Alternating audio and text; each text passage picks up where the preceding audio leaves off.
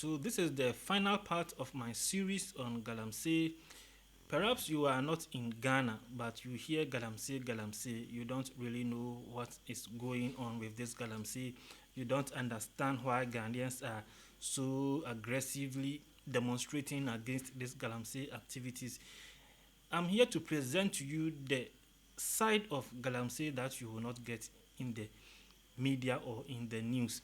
I gathered some of this information when I last visited some of these Galamsey communities. I wasn't actually going there to gather information for this purpose. I was there to do other works. I lived in the community. I have informal conversation with the rural community dwellers, and some of these things came up. The information I'm giving out have not been verified. I'm giving out information as I heard from some of these rural dwellers. They have not been verified from the appropriate bodies, and so we take it as such. So now, ever since the demonstrations started and Ghanaians started talking about this Galamsey on TikTok and other social media platforms, issues are popping up. And in this video, I'm going to address some of them. Some of them we really need clarification. Some of them people need to understand uh, the dynamics to know how to go about the fight against Galamsey. And the first thing I'm going to talk about here is the um, appeal Ghanaians are making to UN. In one of the videos, I saw the demonstrators appealing to a UN official who was passing by in his car. And what I have to say is that no world body or organization can come to Ghana to stop Galamsey for us. UN officials in Ghana have no say in whatever happens in Ghana so far as this Galamsey and the fight against Galamsey is concerned, because Ghana is a sovereign country and the president was democratically elected. So we Ghanaians chose someone we feel can best lead us, and the person is in power. He is not a dictator. He did not come to power by himself. We put him in power. And so no external forces can come to Ghana to displace the president we have chosen to lead us. And when such a president takes decisions or decides not to act, UN, ECOWAS, AU has nothing to say. It is we the Ghanaians that will have something to say to the president we elected into office. And the only thing we can do now is probably to vote him or his party out of power. But to appeal to UN, ECOWAS, AU to do something, they cannot come to Ghana because they all respect the sovereignty of Ghana. Okay, and now one worrying thing is that people in the cities are crying and agitating against Galamsey operations because water bodies are spoiling. I am in Kaswa. We are suffering from water crisis because Ghana Water Company is complaining about pollution from the source of the water they provide to us. I don't know how true, or I have not verified this, but the people in the rural areas are not helping.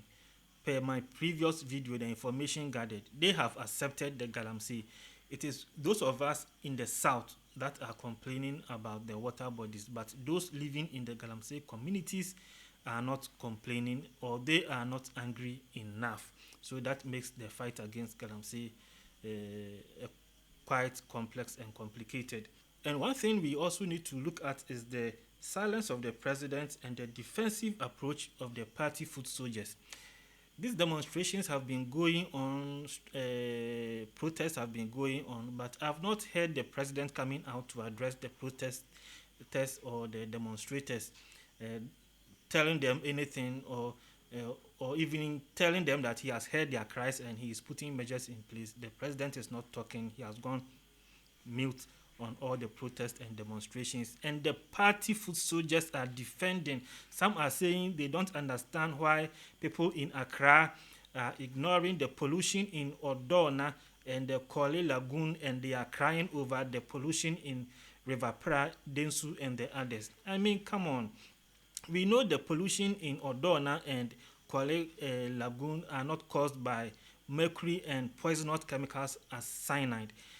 But and you see, look at where the River Pratt, the Densu, the Tano are coming from. The length, the economic importance of these rivers cannot be compared to that of Kwale Gono, which is in Accra, or Dona, which is in Accra and some parts. I mean, you can't compare River Pratt, Tano, and others to these polluted water bodies in Accra.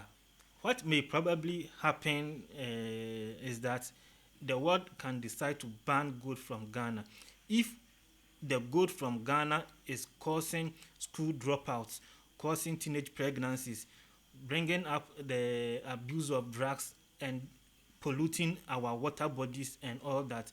Then they can decide to blacklist the gold coming from Ghana. Okay, we will not buy gold from Ghana again. When this happens, the government can be serious to tackle this Galamsey issues.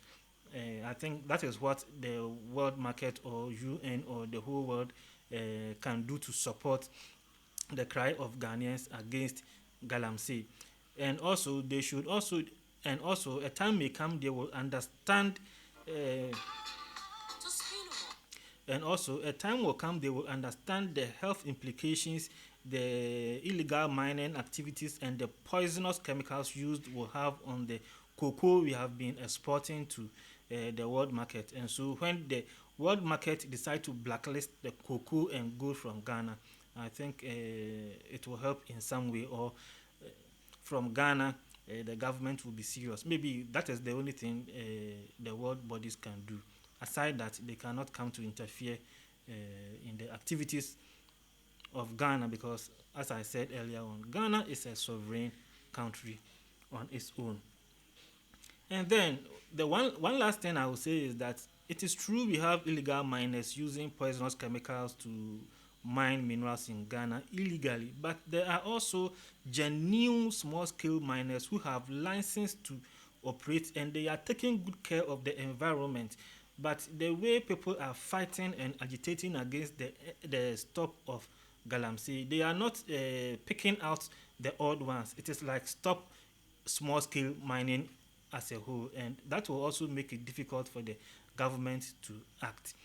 All right, so in essence, this is the conclusion of my series on Galamsey. If you have any questions, any comments, you can bring them up in the comment section, and I will address them in other videos. Thanks for watching.